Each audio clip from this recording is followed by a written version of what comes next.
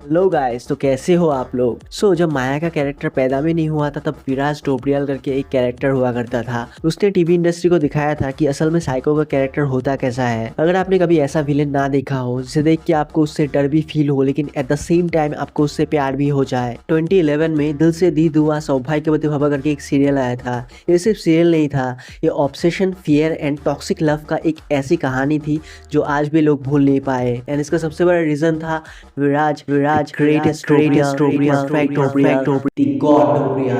करणवीर बोहरा ने विराज के रोल में जो परफॉर्मेंस दी है, ऑनेस्टली गाइस हर सीन में गूज़बम्प्स आते हैं। उसका डायलॉग डिलीवरी, उसका एक्सप्रेशंस, उसका बैकग्राउंड म्यूजिक कुछ इस तरह का था।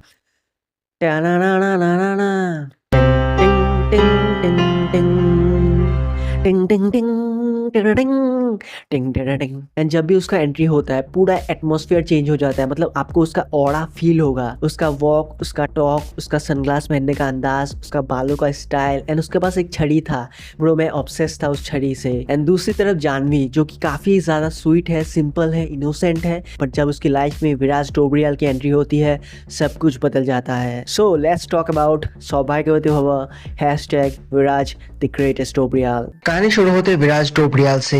एक सक्सेसफुल बिजनेसमैन, पैसा, पावर और नाम सब कुछ था उसके पास। तब उसकी शादी होती है सीधी सादी मिडिल क्लास लड़की जानवी से। शुरू में सब कुछ नॉर्मल लगता है, लेकिन शादी की पहली रात ही जानवी को समझ आ जाता है कि उसका पति नॉर्मल नहीं है। जब एक कॉकरोच जानवी के माथे में बैठता है तब उसे बचाने के लिए विराज टोपरियाल उस कॉकरोच को हटाने की जगह निगल लेता है। ये प्यार नहीं था, ये एक वार्निंग थी।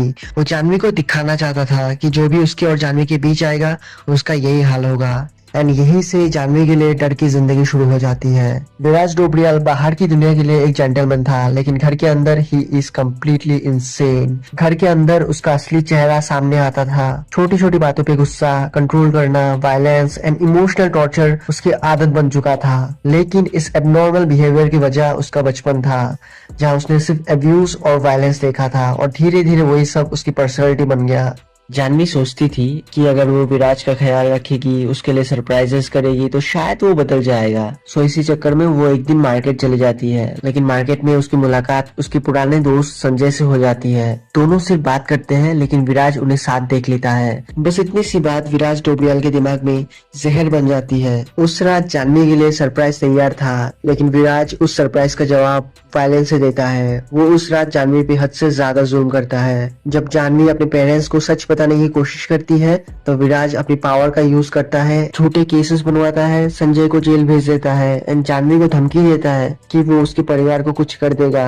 अब जानवी के पास न भागने का रास्ता था और न ही किसी पे ट्रस्ट करने की हिम्मत।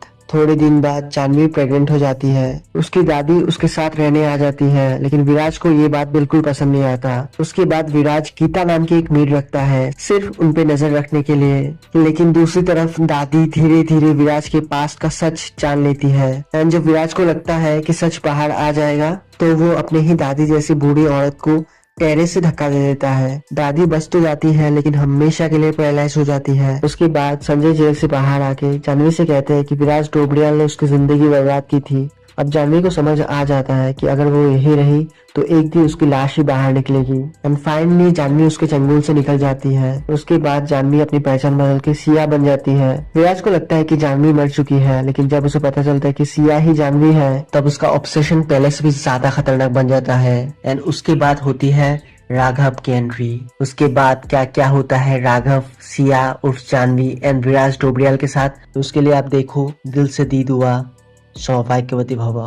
अगर आपको ये वाला वीडियो पसंद आए तो please do share, like, comment and subscribe to my channel. And next किस टॉपिक पे वीडियो है प्लीज कमेंट डाउन। मिलता है नेक्स्ट टॉपिक पे नेक्स्ट वीडियो में, तब तक के लिए पीस।